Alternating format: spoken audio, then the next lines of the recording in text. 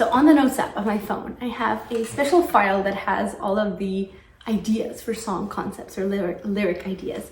And I have had the idea of a song about multiple parallel timelines for years, but I never came around to doing a song about it until this one.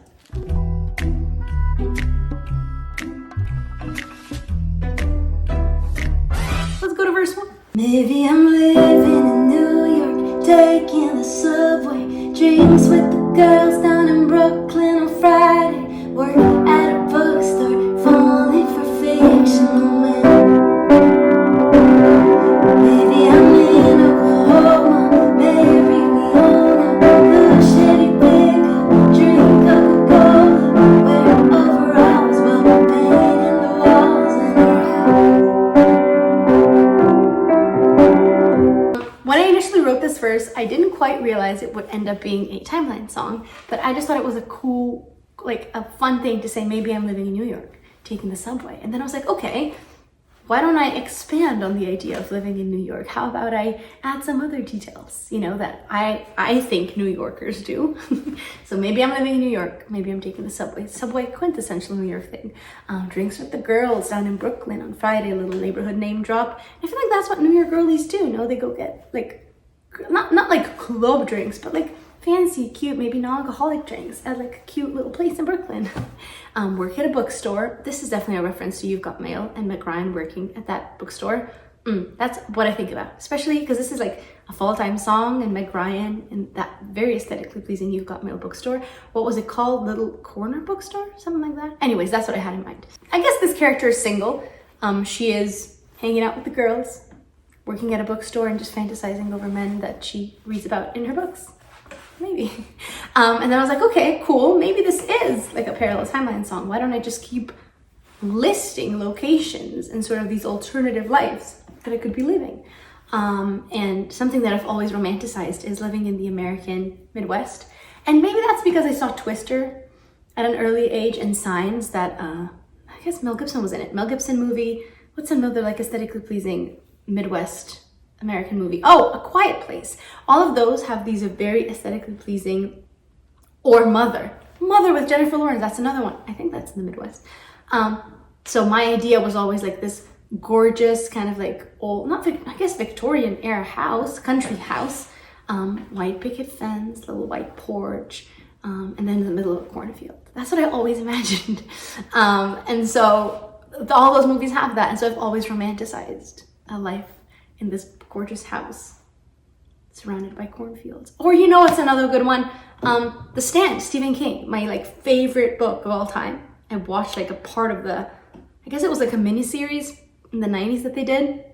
Again, without giving away any spoilers, one of the characters ends up retreating in the Midwest to a countryside house in a cornfield. So that's that. So in Oklahoma, married, we own us. So I was like, okay, cool. If in my Brooklyn alternative life, she's single and hanging with the girls, maybe this one is married, you know, maybe at this very same time in a different parallel timeline. Married, we own a blue shitty pickup. Again, another quintessential Americana thing. You know, I feel like that just goes with the lifestyle, just like Brooklyn and Subway were for the New York girly. This girl has a blue Chevy pickup. Drink Coca-Cola, classic American. Wear overalls while we're painting the walls in our house. That house being that countryside in a cornfield, you know, just wearing overalls. I always thought that was like the cutest, most aesthetically pleasing visual. I don't know why. I guess it's because of the movies I was exposed to when I was young. But that's that. I really started, at this point, I was like, okay, cool. This could be a cool way to approach the song, is describing in detail these alternative parallel lives that you could be living to the one that you are in right now. Pre-chorus. Or maybe I'm in Scotland, all alone on Isle of Skye, writing poems underneath the northern lights. Scotland is one of my top destinations on the list of places I haven't been yet, but I really want to see. Isle of Skye. I guess it was when I was younger, but the older that I get, the more I realize how much I enjoy and value solitude, and I would not at all mind living in a little cottage on Isle of Skye by myself. The I know the weather is gloomy, but I'm kind of about that. I used to hate the rain, and now I love it. So, you know, change. Reference to Montana sky, always growing, changing. Anyways, yeah, so that's another, I guess all of these lives that I'm describing are things that at one point I thought about, I wonder what my life would be if I did that. And I think the next part of the song was born out of that idea. So let's jump to the chorus and I'll talk more about that. Also, I forgot to say this. I know it sounds weird to say that you are writing poems under the northern lights in Isle of Skye, but I Googled it, and northern lights, Aurora Borealis, is seen on Isle of Skye. I fact check myself before you do, of course. But if there's someone out there that's just like me, a parallel timeline that I'm unable to see, she's already doing all the things I dreamed that I could be, but will never meet. That's the Timekeeper secret. My biggest struggle with the concept of writing a song about parallel timelines has been, how do I describe such a complex and very scientific concept in a understandable, digestible, kind of fun pop song? So that's, I think, why it has taken me so long to actually write it, because I simply had no idea how to approach it. I was clueless. I was like, how do you describe the quantum physics of parallel timelines? What do I say? I don't know.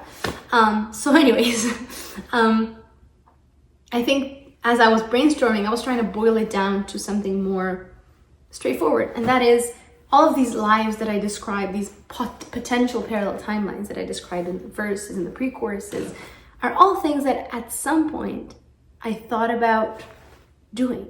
There's always been a part of me that's been wondering, what if I fill in the blank? What if I just stopped doing music and moved to New York and, I don't know, got a job at a bookstore? Or what if I just moved to Oklahoma and live in the Midwest? Or what if I just moved to Scotland and lived there all by myself? All of these, they were not serious, of course not. If I would always choose music over anything else, but I always had this desire, this eagerness to do multiple things at the same time.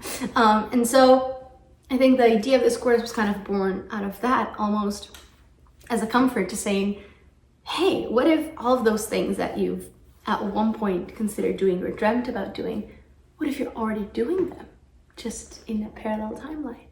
And I thought that was a cool way to, A, describe sort of the scientific concept of parallel timelines, but also make it understandable and approachable, because I'm pretty sure I'm not the only one who's felt that way, or at least I hope so. So she's already doing all of the things that I dreamed that I could be, but we will never meet. That's the Timekeeper secret. That title, that final idea of the song, came after I saw a book in a sci-fi section of the bookstore, and it said, The Timekeeper Secret. And I was like, oof, I could use that for my parallel timeline song. And the Timekeeper, who that is, it never gets defined in the song. And that's sort of a nod to the lyrics in Montana Sky, saying that we're constantly looking for answers and trying to find things to explain or give meaning to our existence. But, maybe the whole point of it is not to learn all of those things. And I liked that the Timekeeper in this song is always sort of like an abstract figure. You can superimpose whatever your belief is onto the Timekeeper secret, And I like the idea that it's another speculative thing, right? There's no tangible proof that parallel timelines do exist. That's why it will always remain the Timekeeper's secret. I thought that was kind of cool. I hope you do too. Verse 2. Maybe I'm living in Florence, frequent a cafe, teach history at Academy d'Arte, raising a girl who can name every piece by Van Gogh. Maybe I'm ballerina at the Paris Opera, dance every night, I still waiting to meet the love of my life. Maybe he's in the audience tonight. Always dreamt of living in Florence one day, and sort of just like I find the idea of living in the American Midwest romantic, also find the idea of, you know, being an art history teacher somewhere in Italy. That seems like such a compatible thing, you know. And in the first verse and pre-chorus, we had someone who was surrounded by, you know, a group of girlfriends, but was single. We had the Oklahoma girl who was married. We had the Isle of Skye girl who was kind of like living in isolation. And so I wanted to diversify our little pool of timelines a little bit. And so our Florence girl has a daughter. And I think that's something I've always been fascinated by. Professor parents, I think they always end up raising the most mature, wise kids. And so I thought it was kind of like a cool nod to raising a girl who can name every piece, every artwork by Van Gogh. And then the last one is sort of a nod to the hopeless romantic era. You know, she's a ballerina at the Paris Opera Garnier, which is, again, seems like such a compatible lifestyle. You're a ballerina, you do it in Paris, yup, dance every night and waiting to meet the love of your life. Maybe he's in the audience tonight. Kind of cool. Bridge. Keeping track of the time, every multiverse line, trickling like the streams from a singular vine, like a river that flows, like a tree as it grows, like a million threads intertwined. I suppose that there's no end time, it's a bottomless well, it just keeps going no matter how hard you will. And if I change, do I change? Do I get to write the words on my page? Verses described basically just optional parallel timelines. I thought the bridge had to somehow dive into the idea of, you know, in trying to sort of explain, or I guess draw the image of these parallel timelines. And so keeping track of the time, every multiverse line, so all of these parallel timelines, trickling like streams from a singular vine.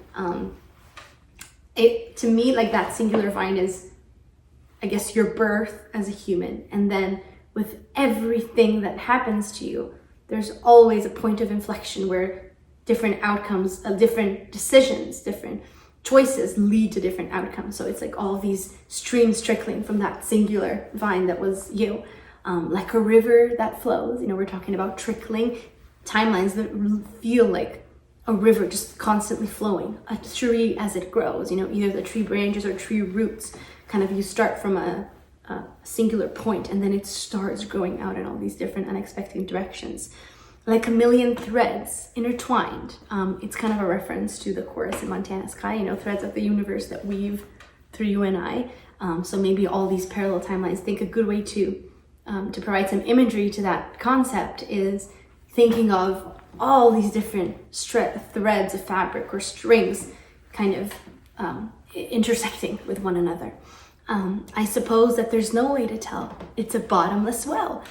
So there's no way to truly be sure whether this is a legit or like if this is truly what is going on or not. It's a bottomless well. It just keeps going no matter how hard you dwell. So that is, you can keep thinking about it and theorizing about it. And if it is occurring, it's just gonna keep going. And very much like a bottomless well, you'll never get to the bottom of it, to the root of it. Like, is this really what's happening? Are we just one of the infinite numbers of timelines that are sort of running in parallel with one another or not? There's no way to tell, no matter how hard you dwell. And if they change, do I change? Do I get to write the words on my page? And that is a reference to if there are, so let's hypothesize that there are other parallel timelines. If another version of me decides on something, so if she changes, does that create a change in my life? Does that also, you know, does it trickle down? Or am I in charge of my own destiny, of my own fate? Do I get to write the words on my page? And I liked using the idea of, there's different ways to say, am I in charge of my own fate, my own life? But I chose this particular one, the analogy of writing on a page, is because this is from the album called At the Bookstore. And I thought it would be another cool way of sort of paying homage to that by saying, that do I get to write the words on my page. And that is the Timekeeper secret. It's fun, but it's also kind of pensive, I guess. And so I hope you get to enjoy it, but also perhaps ponder your own existence a little bit. Bye!